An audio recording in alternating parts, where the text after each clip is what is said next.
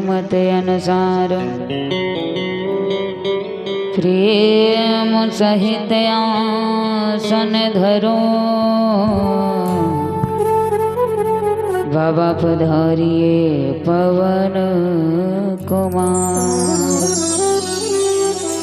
बाबा पधारिए पवन कुमार। बोलिए नंद बलवंत हनुमंत लाल की जय हो। श्री राम श्री राधे। श्री सीताराम जय श्री राम श्री राधे।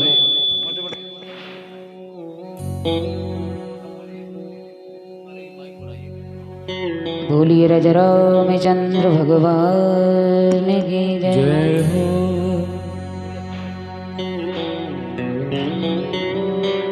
आइए श्री सीताराम जी के श्री पावन चरण कमलों में कोट कोट वंदन अभिनंदन। अखिल कोट ब्रह्मांड नायक करतुम न करतुम अन्यथा करताम समस्त देवी देवताओं को यथायोग स्थान पावन श्री चरण कमलों में सादर वंदन अभिनंदन। परात्पर कुलेश्वर कारण करुणा वरुणालय श्री सीताराम जी के श्री पावन चरण कमलों में साष्टांग प्रणाम। व्यासपीठ पर अप्रत्यक्ष रूप में विराजमान श्री बाबा गुरु एवं श्री सद्गुरुदेव महाराज के पावन श्री चरणों कमलों कोट कोट वंदन वंदन। उपस्थित मां सरस्वती जी के कृपा पात्र संगीत साधना में लीन समस्त संगीत भैया बंधुओं को कोट कोट वंदन अभिनंदन। भगवान की पावन कथा में विराजमान भगवान के समस्त भक्तजन समस्त श्रोताओं को उस व्यासपीठ से मेरा जय सिया राम। आइए मनवाणी को पवित्र करने के लिए हम आप सभी बड़े भाव से दो बार भगवान का पावन नाम तदुपरांत भगवान की पावन कथा का आनंद लेंगे। बोलिए गोविंद भगवान की जय हो। बोलिए राजा रामचंद्र भगवान की। एक अर्ज मेरी सुन लो दिलदार है कन्हैया। एक अर्ज मेरी सुन लो दिलदार है कन्हैया।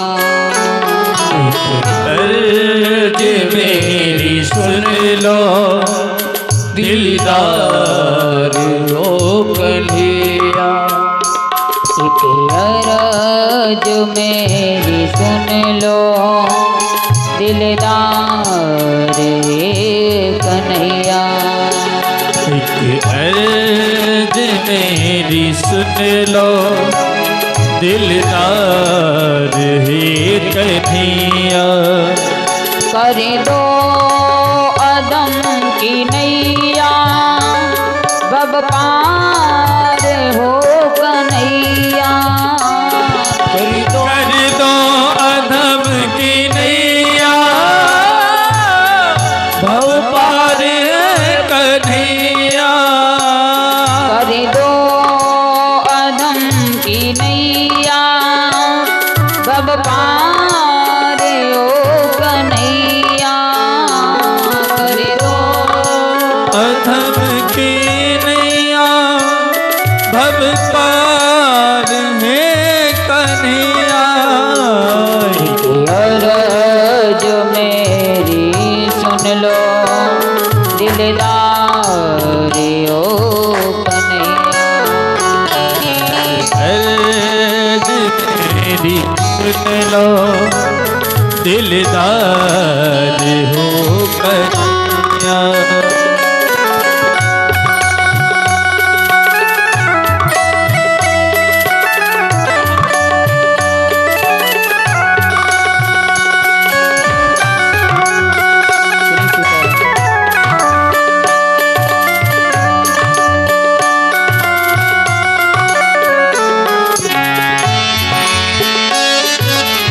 जय हो।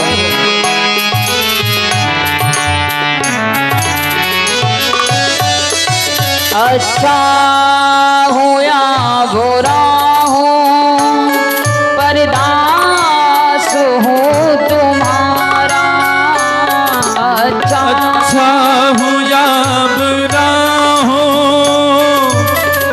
परदास हूँ तुम्हारा। अच्छा हो या बुरा हो परदास हूँ तुम्हारा। अच्छा हूँ या बुरा हूँ परदास हूँ तुम्हारा। जीवन का मेरे तुम पर जीवन का मेरे तुम पर है भारी हो कन्हैया। जीवन का मेरे तुम पर है भारी हो कन्हैया।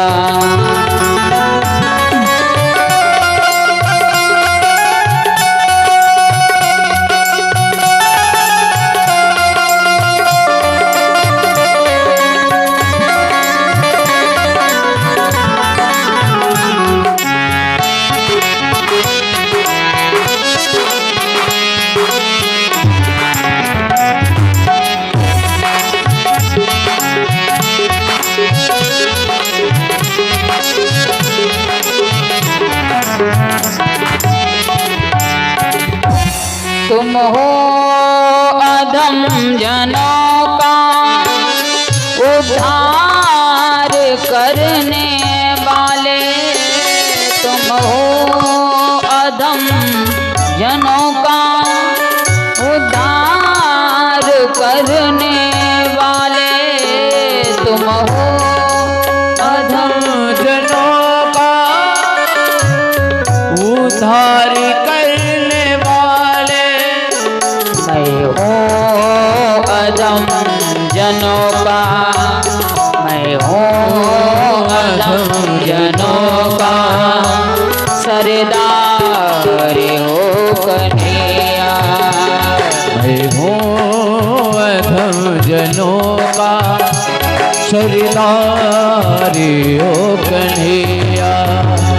मैं हूँ अधम जनों का सरदार हो कन्हैया। मैं हूँ अधम जनों का सरदार हो कन्हैया। जय हो।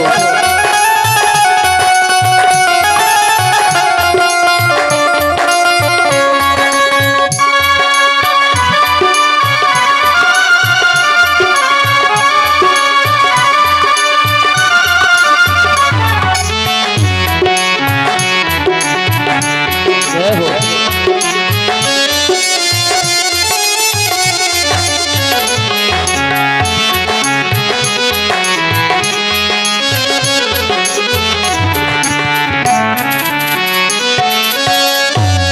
करुणा निधान करुणा करनी पड़ेगी तुमको।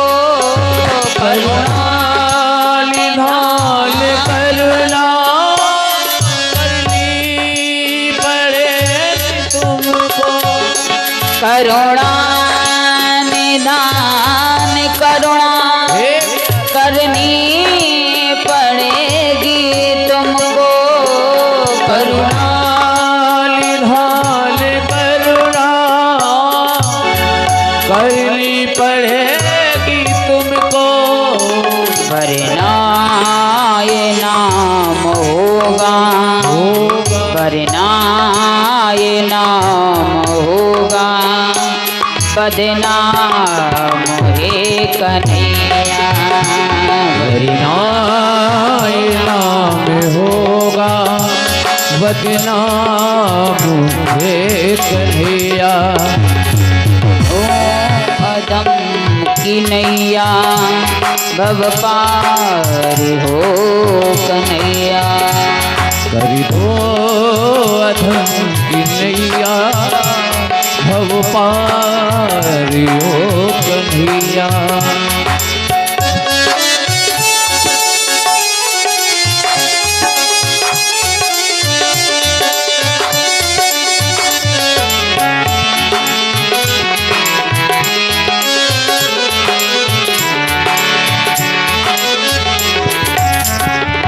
ख्वाहिश है कि तुमसे द्रगवेंदु रतन लेकर ख्वाहिश है कि तुमसे द्रगवेंदु रतन लेकर ख्वाहिश है कि तुमसे द्रगवेंदु रतन लेकर ख्वाहिश है कि ये तुमसे द्रगवेंदु रतन लेकर बदले में दे दो अपना, बदले में दे दो अपना, हे प्यार हे कन्हैया। बदले में दे दो अपना, हे प्यार हे कन्हैया। रो अदम की नैया कब पार हो कन्हैया। कर दो अधम की नैया भव पार हो कन्हैया। कर दो अदम की नैया भव पार है कन्हैया। कर दो जनों की भव पार ये कन्हैया। एक अरज मेरी सुन लो दिलदार हे कन्हैया। एक अर्ज मेरी सुन लो दिलदार यो कन्हैया। करी हो अधम की नैया भव पार जो कन्हैया। एक अर्ज मेरी सुन लो दिलदार यो कन्हैया। मेरे यार ये कन्हैया दिलदार ये कन्हैया।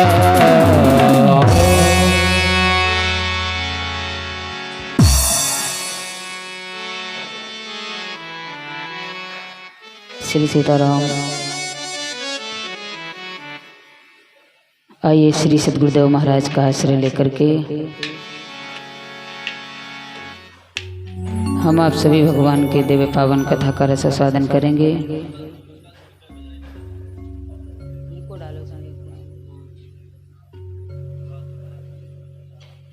आज भगवान की पावन कथा का पंचम दिवस। बड़े भाव के साथ हम आप सभी राम कथा रूपी गंगा में डुबकी लगाते चले आ रहे हैं।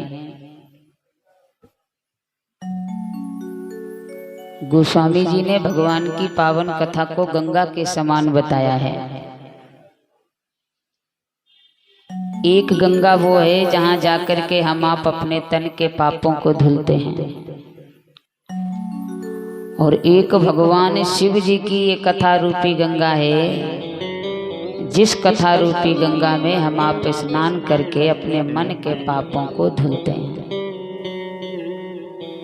कैलाश पर्वत पर जब भूत भावन भोलेनाथ महाराज ने मैया पार्वती जी को जब राम कथा श्रवण कराई, तो भगवान भोलेनाथ ने स्पष्ट कर दिया, सकल लोक जग पावन गंगा। तो भगवान की कथा क्या है? गंगा के समान पवित्र है। जैसे हम आप गंगा जी के घाट पर जाकर के कितनी भी गंदगी करें, दुर्गंध करें, लेकिन माँ गंगा जब बहना प्रारंभ करती है तो समस्त प्रकार की गंदगियों को भी पवित्र कर देती है। आप गंगा जी से एक लोटा जल निकाल करके लाइए, और उसमें यदि कोई कीड़ा पड़ जाए, गंदा हो जाए, तो हम आप उस गंगा जल को पीने के लिए तैयार नहीं होते हैं। पर माँ गंगा में अनेक मुर्दे डाले जाते हैं, गंदगी होती है, लेकिन फिर भी जब हम आप स्नान करते हैं तो मन का भाव रहता है कि माँ गंगा में स्नान करके हमारा तन पवित्र हो गया। उसी प्रकार ये भगवान की पावन कथा है। जो भी व्यक्ति भगवान की पावन कथा का भाव पूर्वक रसास्वादन करता है, गोस्वामी जी महाराज कहते हैं वो मन से पवित्र हो जाता है।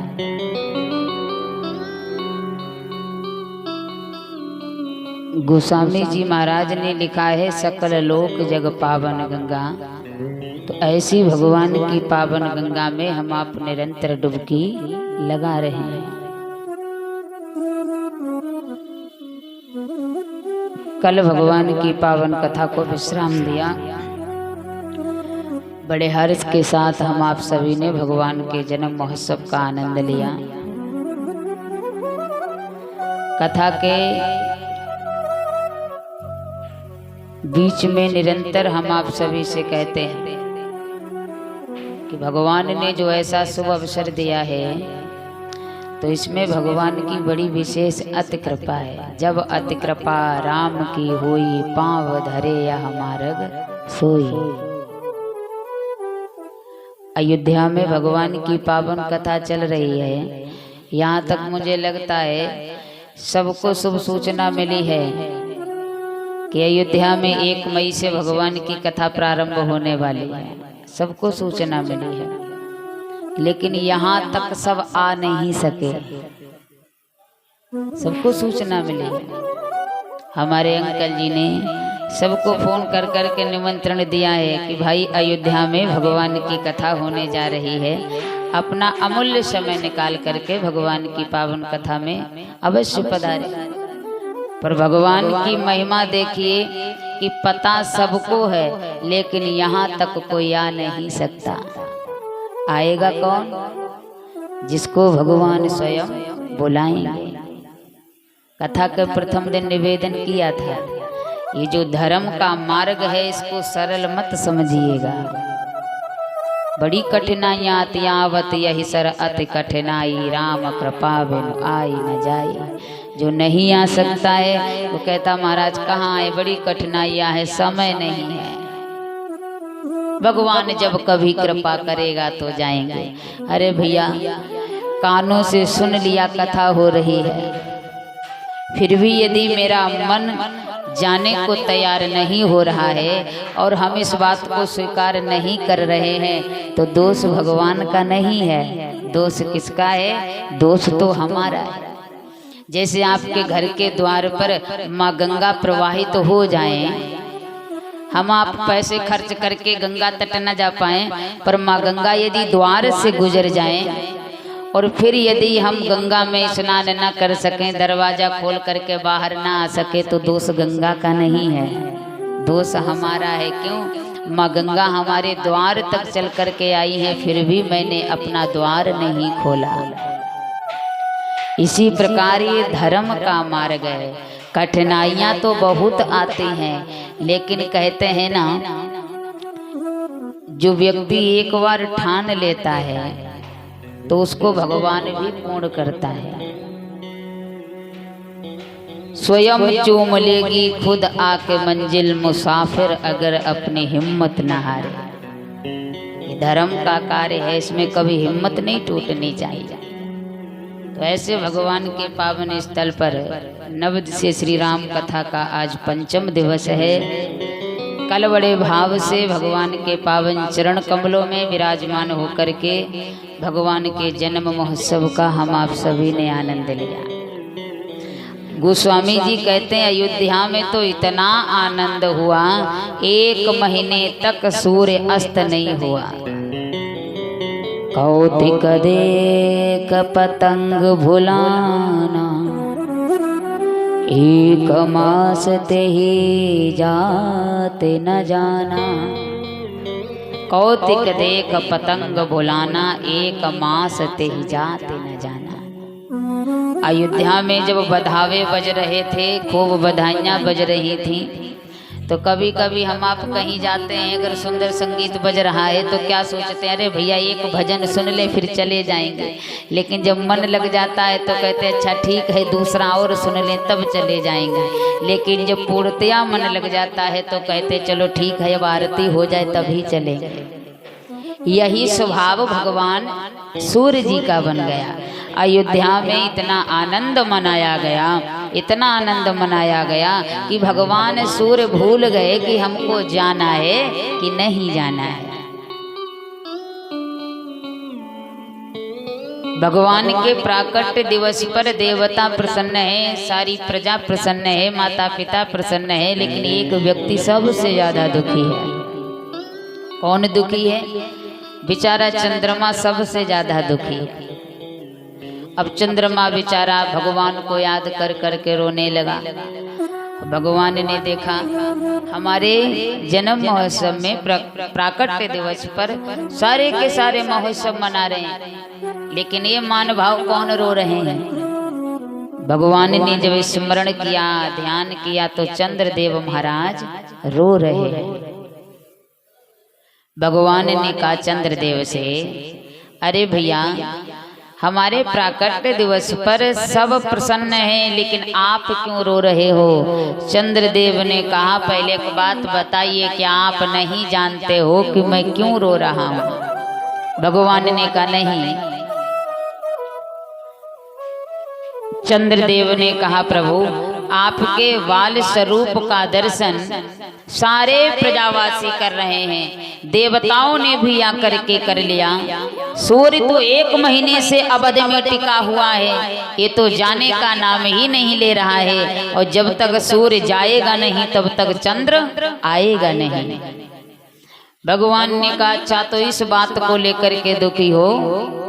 अरे चंद्रदेव चिंता न करो, इस बार मैं दिन में आया हूँ तो सूर्य ने दर्शन किया, अगली बार समझदारी का काम करूँगा, दिन में नहीं रात में आऊँगा, तब तुम हमारे दर्शन करना। भगवान कन्हैया का प्राकट्य रात्रि के 12 बजे और भगवान श्री राम जी का प्राकट्य दिन के 12 बजे हुआ। चंद्रमा ने कहा महाराज इतने में संतुष्टि नहीं है। भगवान ने कहा तो ठीक है चंद्रदेव, आज के बाद दुनिया का प्राणी जब मेरा नाम लेगा तो साथ में तुम भी याद किए जाओगे। तब से भगवान का नाम पड़ गया। बोलिए राजा रामचंद्र भगवान की। प्रभु ने चंद्र जी को अपने नाम में जोड़ लिया।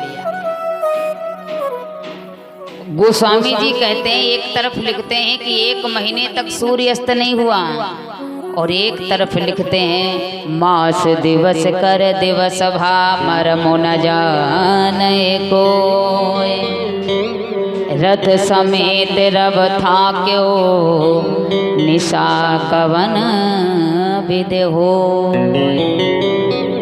एक तरफ गोस्वामी जी कहते हैं भैया दुनिया अपना कर्म भूल सकता है, पर भगवान सूर्य कभी भी अपने कर्म को भूल नहीं सकते। कब उनको उदय होना है, कब उनको अस्त होना है, उनको बताना नहीं पड़ता है। मास दिवस कर दिवस भा मरम न जाने कोय, रथ समेत रब था क्यों निशा कवन विद होय। इस मरम को कोई जान नहीं पाता था, कब अयोध्या में रात हो गई, कब अयोध्या में दिन हो गया। क्यों? कभी कभी हम आप किसी भी काम में इतना व्यस्त हो जाते हैं, जब किसी के घर शादी विवाह होता है इतना व्यस्त हो जाते हैं कि कब रात बीत जाती है, कब दिन बीत जाता है, पता नहीं चलता। हम आप भगवान का महोत्सव मनाते हैं तो नाचते कूदते कब 1 घंटा बीत जाता है पता नहीं चलता। तो आप स्मरण करिए, जहाँ दुनिया के मालिक का आगमन होगा वो मालिक को देखेगा कि रात और दिन की गणना बैठ करके करेगा। अयोध्या में इतनी बधाइयाँ बज रही हैं, सूर्य आ रहा है, चंद्र जा रहा है, किसी भी व्यक्ति को इस बात पर कोई ध्यान नहीं है, केवल ध्यान है तो अपने प्रभु राजा रामचंद्र जी के स्वरूप का ध्यान है और उन्हीं के दर्शन करने में लगे। इतनी सुंदर सुंदर बधाइयाँ अयोध्या में गाई गई। कि जन्मे है चार चार ललना, कि जन्मे है चार चार ललना, भवन भाव में बाजे बधन।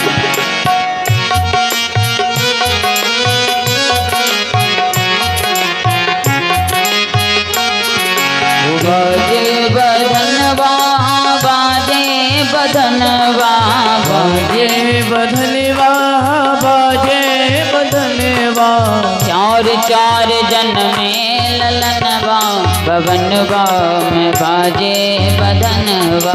चार चार जन्मे ललनवा, भवनवा में बाजे बधनवा। ओ दशरथ सवे को हीरा लुटावे, दशरथ सब को हीरा लुटावे, राजा सवे को दान लुटावे, राजा सब को दान लुटावे। दे के सबको बदनवा, भवनवा में बाजे बदनवा। उठते हैं चार चार ललनवा, भवनवा में बाजे बधनवा।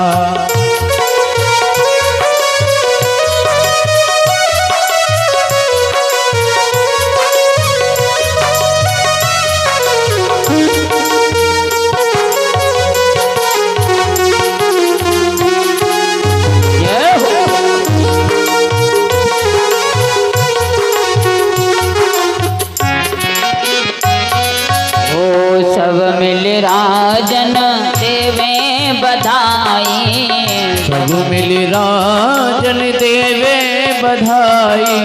ओ लड्डू पेड़ा लुटावे मिठाई, लड्डू पेड़ा लुटावे मिठाई। ललना झुलावे पलनवा, ओ ललना झुलावे पलनवा, भवनवा में बाजे बधनवा। ललना झुलावे पलनवा, भवनवा में बाजे बधनवा। चार चार जन्मे ललनवा, भवनवा में बाजे बधनवा। चार चार जन्मे ललनवा, भवनवा में बाजे बधनवा। बाजे बधनवा बाजे बधनवा, बाजे बधनवा बाजे बधनवा, बाजे बधनवा बाजे बधनवा, बाजे बधनवा बाजे बधनवा। चार चार प्रगटे ललनवा, भवनवा में बाजे बधनवा। चार चार प्रगटे ललनवा, भवनवा में बाजे बधनवा।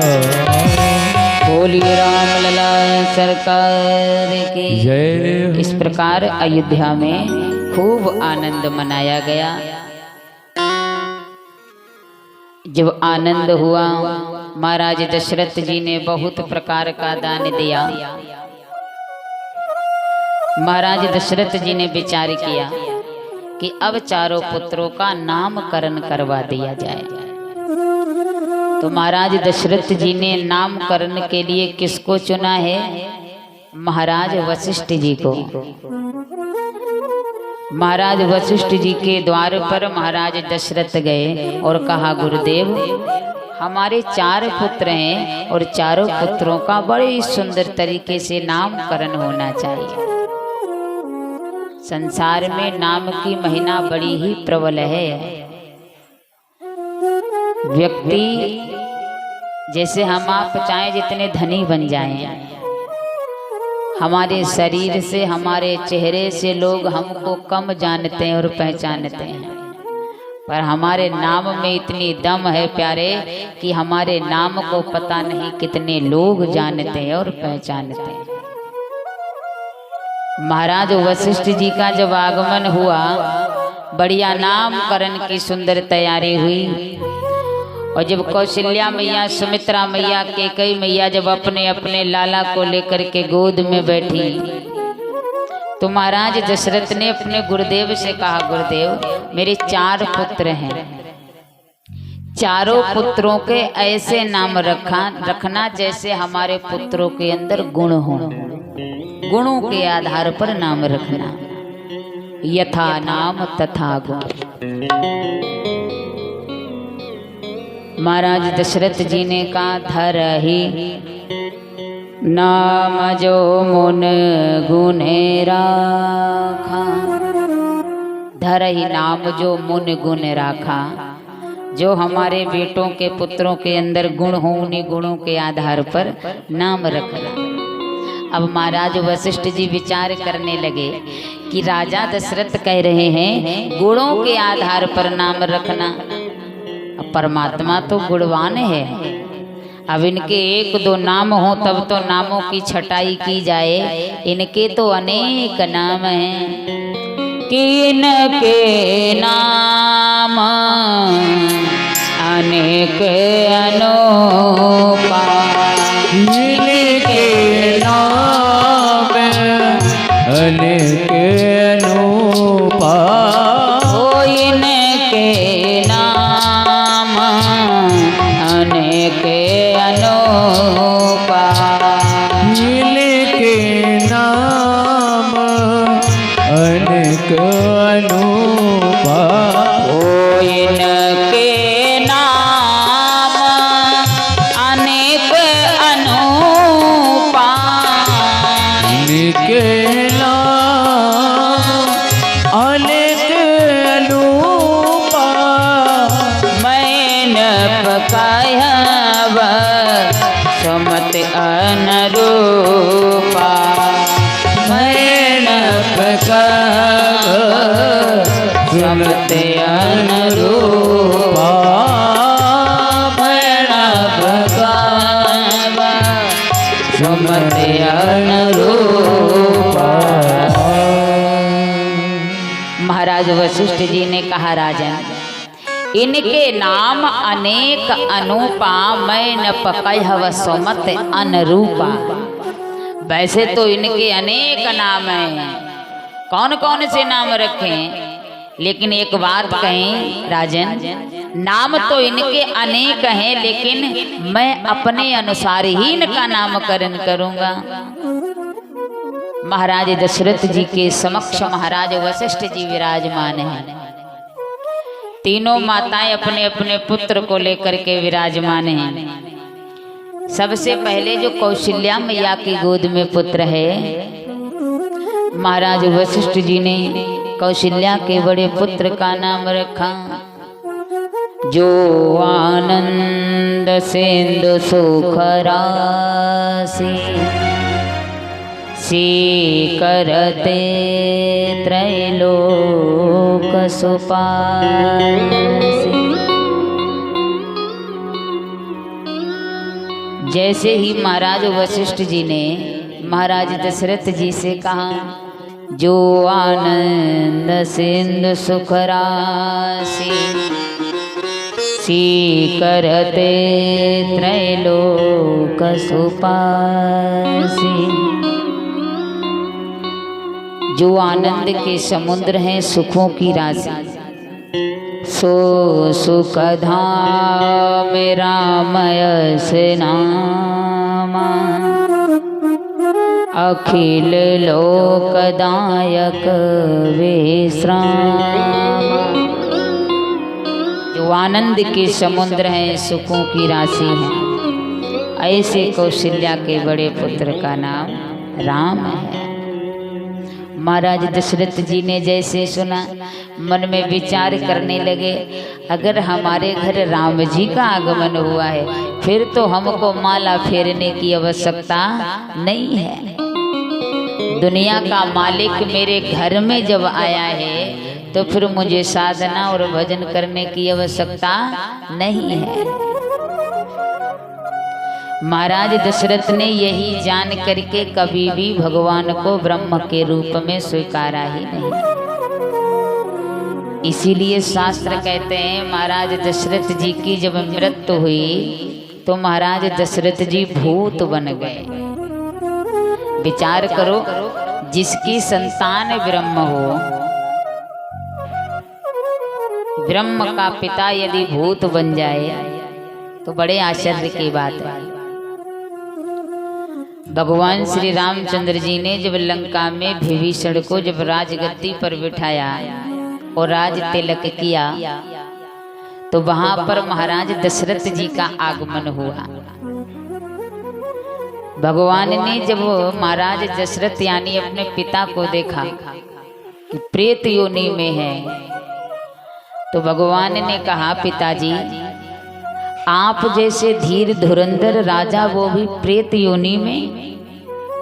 महाराज दशरथ जी ने कहा, यही तो पूछने आया हूं मैं आपसे। भगवान ने कहा, पूछिए। तो महाराज दशरथ जी ने कहा, हे राघवेंद्र सरकार, आज आपने इस रावण को मार करके और अपने भाई विभीषण को आपने राजगद्दी पर बिठा करके राज तिलक कर दिया। एक बात बताइए, रावण दिन रात अत्याचार करता था, साधुओं को सताता था, संतों को सताता था। आपने उस रावण को मार करके अपने चरणों में स्थान दिया। मैंने जीवन में ऐसा कौन सा अपराध किया था जिससे आपने मुझे प्रेत योनि में डाल दिया। भगवान ने कहा, पिताजी इसमें मेरा दोष नहीं है। व्यक्ति जैसा कर्म करता है उसको उसी के अनुसार फल प्राप्त होता है। रावण ने जब हमसे युद्ध प्रारंभ किया था तब से लगा करके और अंत समय तक रावण ये जानता था कि राम साधारण नहीं है, राम ब्रह्म है और ब्रह्म के हाथों मेरा मरण होगा तो मुक्ति अवश्य मिलेगी। और जब आपने प्राण छोड़े तो आपने मेरा नाम तो लिया लेकिन एक पुत्र के भाव से लिया है। और जो अपने घर के समस्त परिवारों को मरते समय याद करता है तो वो प्रेत योनि में ही जाता है। क्योंकि महाराज दशरथ जी ने कहा था, मैंने तो मरते समय राम का नाम लिया था। राम राम कहे राम कहे राम राम कहे राम, तन पर हरे रघुवर विरय राव गयो सुरधा। एक बार नहीं, लोग कहते मरते समय राम जी का नाम आ जाए तो कल्याण हो जाए। क्यों? जन्म जन्म मुन जतन कराए, अंत राम कहिया वतन। मरते समय भगवान का नाम आ जाए तो इससे बढ़िया कार्य और क्या है। तो राजा दशरथ ने भी मरते समय नाम लिया है लेकिन भाव अलग कर दिया है। रावण के जब बाण लगा था, रावण के प्राण निकल रहे थे, अंत समय में भी राम को ब्रह्म के भाव में देखा था, इसलिए उसकी मुक्ति हुई। और मरते समय राजा दशरथ ने अपने पुत्र राघव जी को याद किया तो मुक्ति नहीं हुई। इसलिए भगवान ने जब भगवान अपनी अयोध्या की राजगद्दी पर बैठे तब प्रभु ने अपने पिता दशरथ जी का उद्धार किया। तो यहाँ जब नामकरण हो रहा था तो मन में विचार किया, मेरे घर स्वयं राम जी पधारे हैं। संसार में राम नाम की महिमा बड़ी प्रबल है। गोस्वामी जी महाराज ने भी राम नाम की महिमा गाई है। वाल्मीकि महाराज का नाम सुना है जिन्होंने मरा मरा कह करके अपने का उद्धार कर लिया। आज संसार का प्राणी हम आप मिलकर के राम राम कह करके भी दुखी हैं और वाल्मीकि महाराज मरा मरा कह करके भी दुखी नहीं रहे। और सब हो गए भव से पार लेकर नाम तेरा। जय हो। नाम तेरा हरि नाम तेरा, नाम तेरा हरि नाम तेरा। अरे सब हो गए सब हो गए सब हो गए भव से पार लेकर नाम तेरा। सब हो गए भव से पार लेकर नाम तेरा। नाम तेरा हरि नाम तेरा, नाम तेरा हरि नाम तेरा।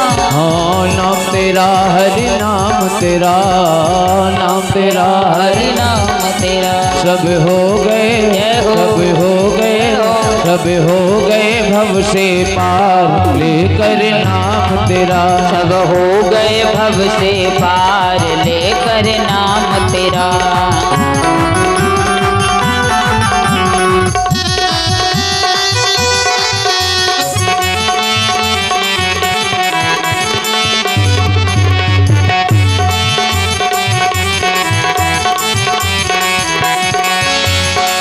वाल्मीकि अति दीन दुखी था, वाल्मीकि अति दीन दुखी था। बुरे कर्म में सदा लीन था, बुरे कर्म में सदा लीन था। वाल्मीकि अति दीन दुखी था, बुरे कर्म में सदा लीन था। लेकिन करी रामायण तैयार लेकर नाम तेरा। करी रामायण तैयार लेकर नाम तेरा। हो नाम तेरा हरि नाम तेरा। नाम तेरा हरि नाम तेरा। हाँ नाम तेरा हरि नाम तेरा। नाम तेरा हरि नाम तेरा। सब होए गए, सब होए गए, सब हो गए भव से पार लेकर नाम तेरा। सब हो गए भव से पार लेकर नाम तेरा। हो लेकर नाम तेरा, हो लेकर नाम तेरा। श्री गोविंद भगवान के जय हो। जान याद कब नाम प्रतापो। भयउ शोध कर उल्टा जापो। लगातार मरा मरा कहिए, एक सांस में मरा मरा बोलते जाइए तो आपके मुख से मरा मरा की जगह राम राम निकलेगा।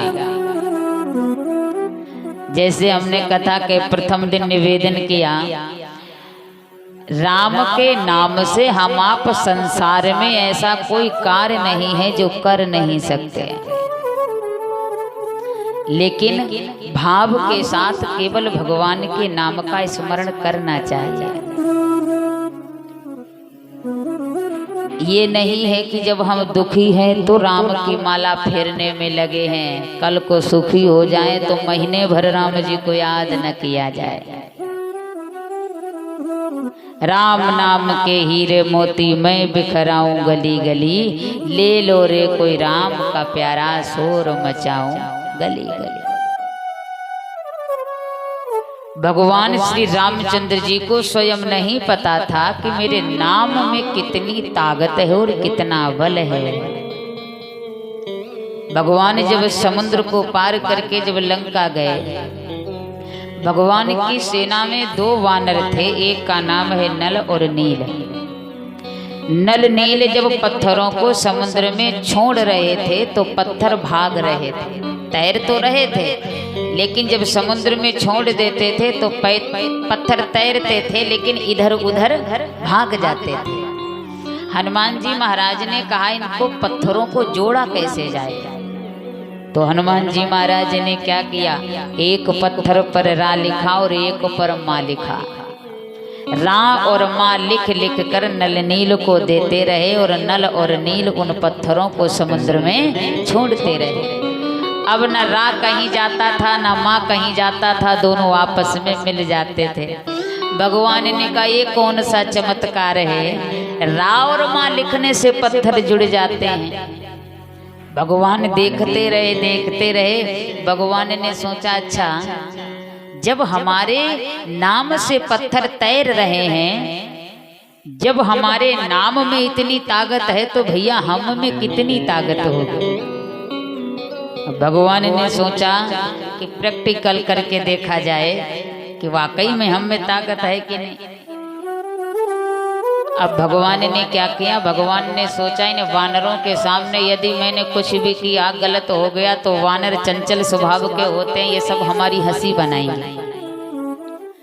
तो भगवान ने क्या किया, भगवान वहां से उठे, प्रभु ने सोचा कोई देख न पाए और धीरे से उठे, उठ करके थोड़ी दूर तक आए और वहां पर आकर के खड़े हो गए। भगवान ने सोचा अगर हमारे नाम में ताकत है तो हम में तो चौगुनी ताकत होगी। एक पत्थर उठाया और जैसे जल में छोड़ा, भैया वो पत्थर तैरा नहीं बल्कि डूब गया। जहां तक उस जल की गहराई थी पत्थर डूबता गया। भगवान देखते रहे काफी समय तक पत्थर जब ऊपर नहीं आया तो भगवान ने सोचा हो सकता है इसमें वजन ज्यादा हो। फिर एक पत्थर उठाया, फिर जब समुद्र में छोड़ा भैया वो पत्थर फिर डूब गया।